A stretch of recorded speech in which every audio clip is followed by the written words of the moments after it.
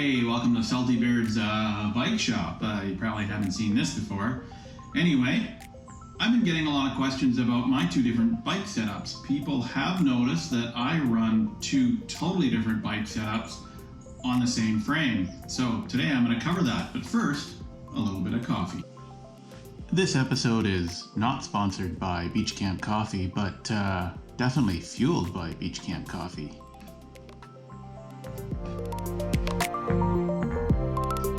So yes, I do run two totally different setups.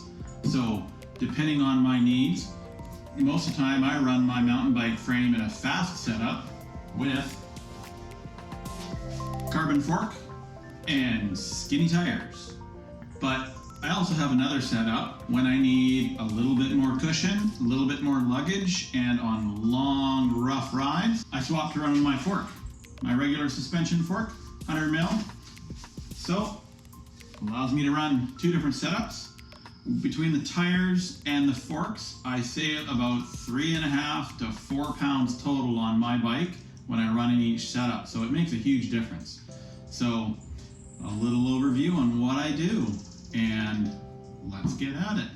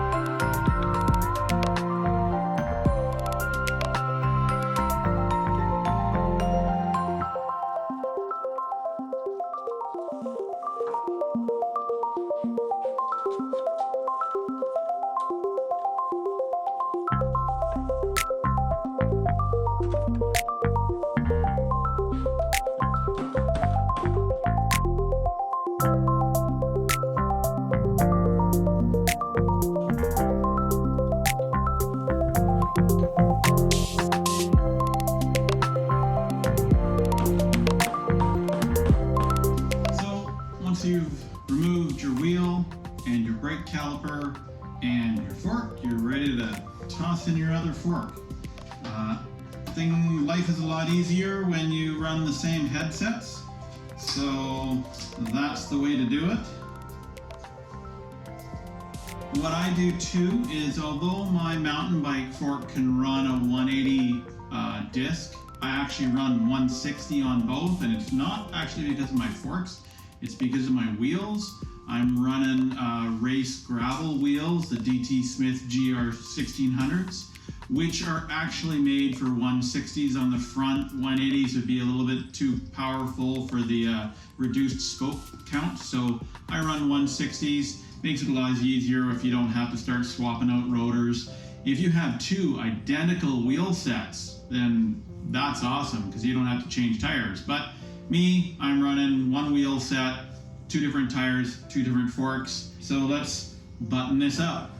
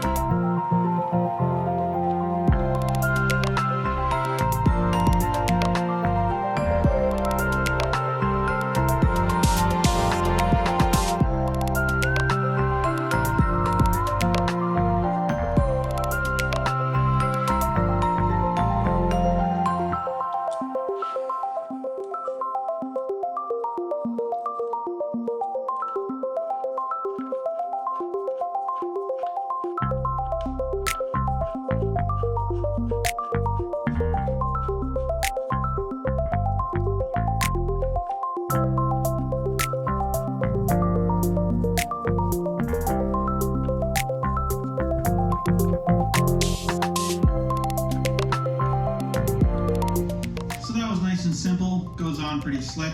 I don't bother tightening everything up and aligning everything and using my torque wrenches until I actually get my tires redone and get that all swapped in, so then everything lines up really nice. So let's get to tires.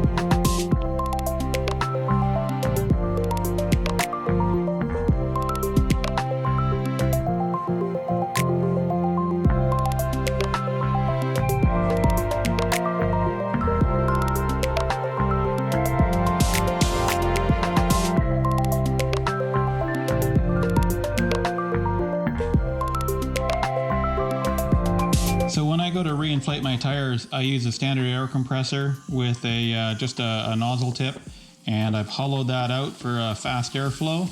And I use my regular stem with no core in it, and I pre-inflate my tires so that I can seat all of the beads. And once those are seated, then I will actually let the air out, and I will put in my sealant through actually a hose. I don't use the open pour method. It's a lot cleaner doing this. You'll see as I get it done. Once the sealant's in, then I just use a regular floor pump, pressurize my tires, work my sealant around. In the morning, I'll just double check to make sure that they're all fine, but in general, I've never had a problem. This is a nice clean way of doing tubeless tires.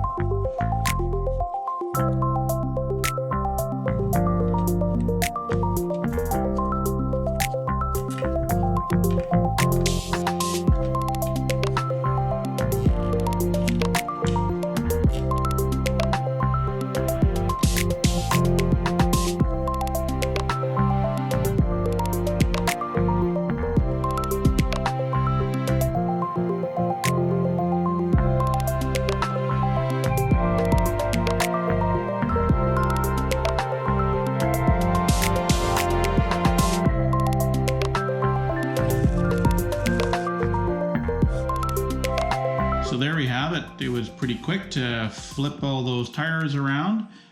It's not bad with the right tools and the right technique. Now, since I have everything all together, it's just quickly tighten everything down, align everything. Remember to use a torque wrench on modern bikes with so much aluminum and special composite materials. It's very important that you use torque wrenches, proper types of grease for, depending on what kind of material you're running. It's very smart. It's a small investment to get a good little torque wrench, and there's guides available online that have every single component on your bike and how much you're supposed to torque them down to. So make the effort, take the time, and use a proper torque wrench when you're fitting your bike back up. Very important.